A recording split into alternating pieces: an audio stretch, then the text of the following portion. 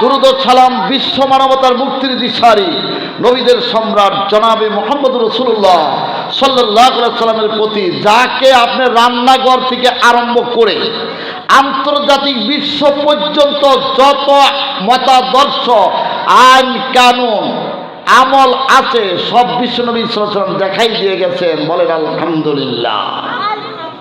আন্তর্জাতিক বিশ্বের নেতৃত্ব কিভাবে চলবে, পায়খানায় গেলে কিভাবে যাবেন, কিভাবে বের হবেন, ক্ষুদ্র একটা কথা বললাম।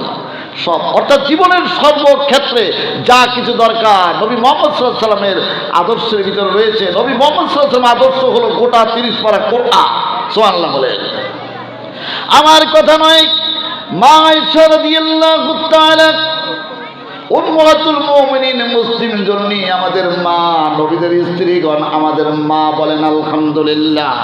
মুমিনদের মা উম্মাতুল মুমিনিন অর্থ কি? মুমিনদের জননী, মুমিনদের মা।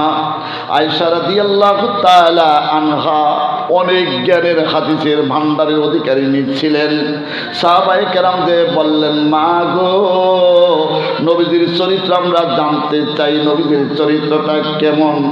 মা আয়েশা রাদিয়াল্লাহু তাআলা আনহা ডেকে বলেন, সাহাবায়ে কেরাম, আপনারা কি আল্লাহর কোরআন পড়েন না, কোরআন ধরেন না, কোরআন দেখেন না? বলে হ্যাঁ।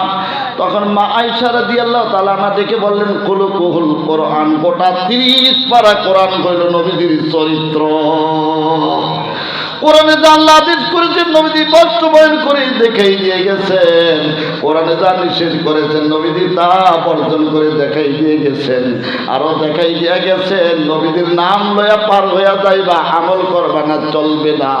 মা ফাতেমা রাদিয়াল্লাহু তাআলা আনহা নবীজির কন্যা বলেছিলেন, মা ফাতেমা রে, আমি নবীর মায়া হিসাবে নাজাত পাইবা না যদি আমল না করো। ঠিক তবে ঠিক।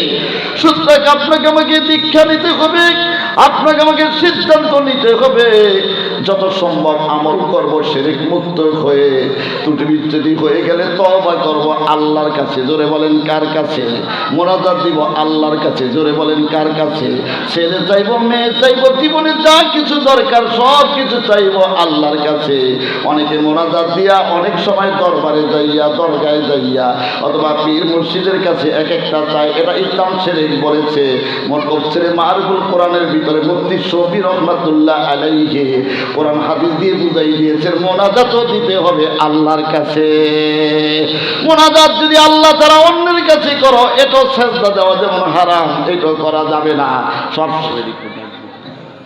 সবাই আপনারা আমরা মোনাজাত করব, চাইব, অর্থাৎ জীবনের চাওয়া পাওয়া একজনের কাছে। তিনি কে?